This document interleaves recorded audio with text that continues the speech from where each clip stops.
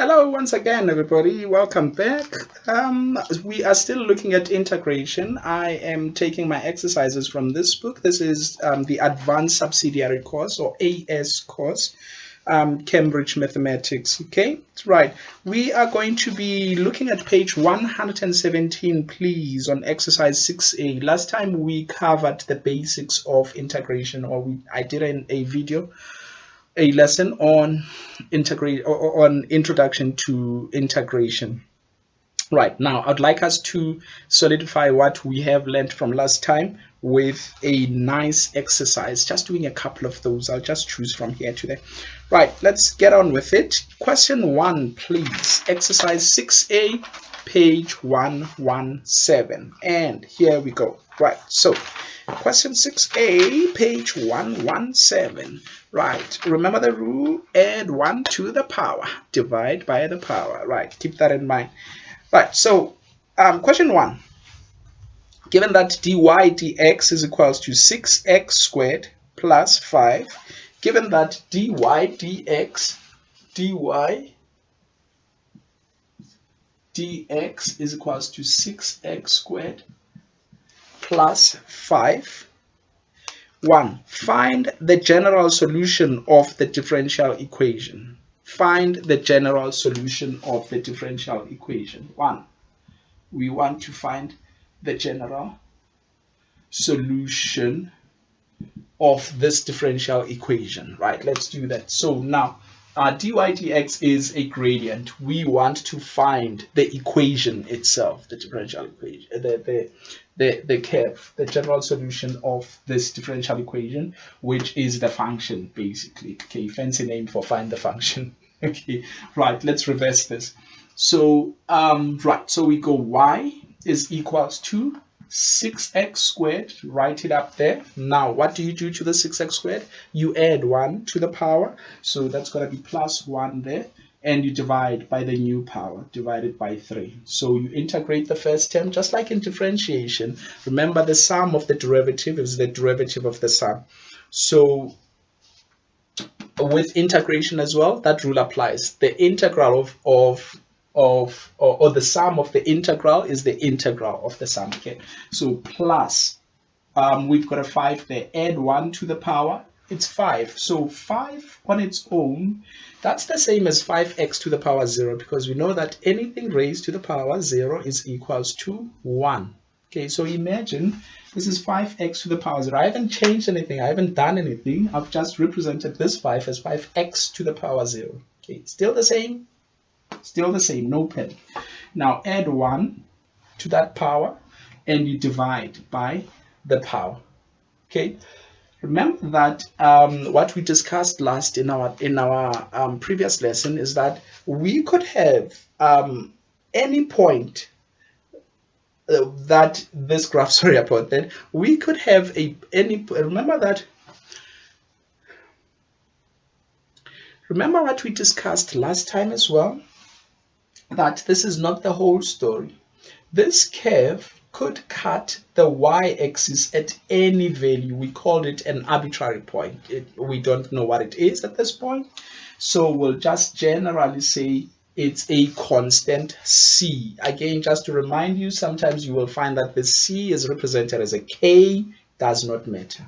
Right, so rewriting this equation and tidying this up will give us y is equals to 6 divided by 3 is 2x to the power 3 plus 5x plus c, and this is called the general solution. Okay, problem solved. So that's what we've solved there. Number 2, or Roman figure 2, find the equation. Now they are wanting us to go and find the specific solution. They're not happy with us finding the general solution. They want to know where the graph cuts the y-axis. They want to know exactly how it's been translated. Find the equation of the curve with gradient function dy dx, and which passes through the point 1 and 9. Right, let's do it. passes through the point 1 and 9. Passes through the points 1 and 9. Right. So Roman figure 2, we want to find the equation of the curve with a general solution which passes through that point 1 and 9. So what we do here is, this is your x value, this is your y value. So you take, or you substitute your y and your x into that equation that you've just found, that curve, that function that you've just found, and you work out what the value of c is. Let's do it. So 9 is equals to y. So 9 is equals to 2x cubed plus 5x plus c. From this new equation, I can then solve and find the value of c. So I've got 9 minus 2 minus 5 is equals to c, which gives me my c as 9 minus 5 is 4, 4 minus 2 is 2, which gives me c is equals to 2, I beg your pardon. Therefore, y is equals to 2x cubed plus 5x plus 2. This becomes your specific solution, or this becomes your solution of the curve which passes through the point 1 and 9. General solution or arbitrary, specific, passing through the point 1 and 9.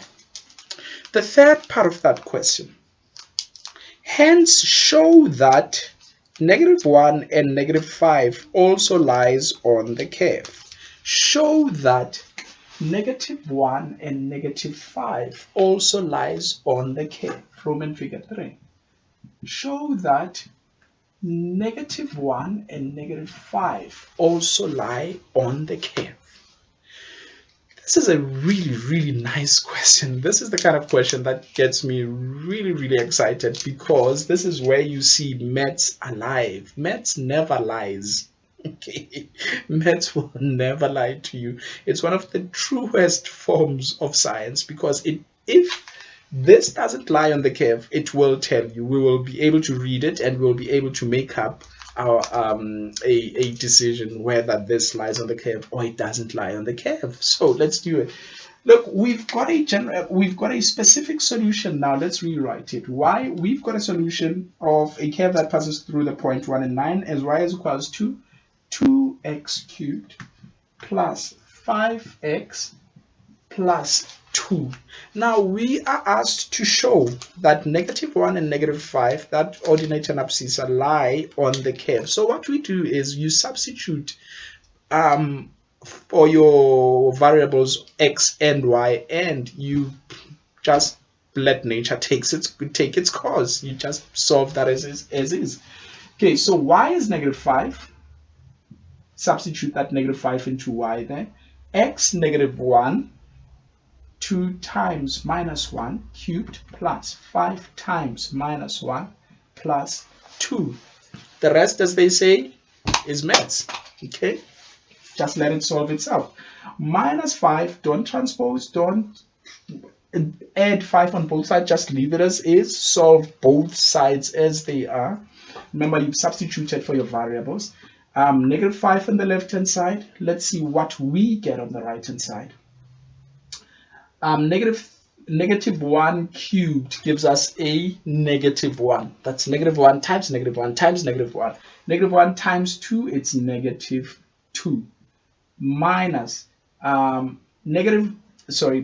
times -1 gives us a -5 plus the 2 there. Now -2 and +2 cancels out. The wrong maths, they don't cancel out, they subtract to give you a 0. Okay, there's nothing like cancel out, please. Right, so what are we left with? On the left hand side, bring down that -5. What do we have on the right hand side? Lo and behold, our function has reduced itself, simmered, evaporated anything that doesn't need to be there, and you are left with negative. What? Minus 5 is equals to minus 5. Of course, that's true. Negative 5 cannot be equals to any other integer. Okay, negative 5 is equals to itself. Therefore, just by virtue that your left hand side is equals to your right hand side, it means that this point, -1 and -5, lies on the graph. Let me discuss with you the converse to this. The corollary to this is, what if you had found, let's suppose you had substituted the -1 and -5, right? And you had found in the end that -5 is equals to 3. What were you gonna do?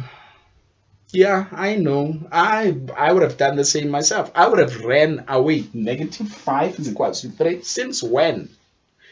Your left hand side is clearly not equals to your right hand side. Maybe in another world, maybe in a parallel universe, maybe these laws will apply there, but not in this physical world that we are in right now. -5 can never be equals to anything else except itself. Okay, any number is equals to itself proves that that point lies on that particular function. If that number is not equals to itself, if you find that your left hand side is not equals to your right hand side, you can safely assume two things. One, you've done the problem wrong, or two, it's a trick question. They actually want you to show that that point does not lie on the curve. Thank you very much, folks, and I hope you enjoy doing the exercise. It's a very nice exercise. Please have a go at doing it, and then contact me if you need any help with it, or if you need me to explain anything else pertaining to this exercise. Thank you and have an awesome good day. Bye for now.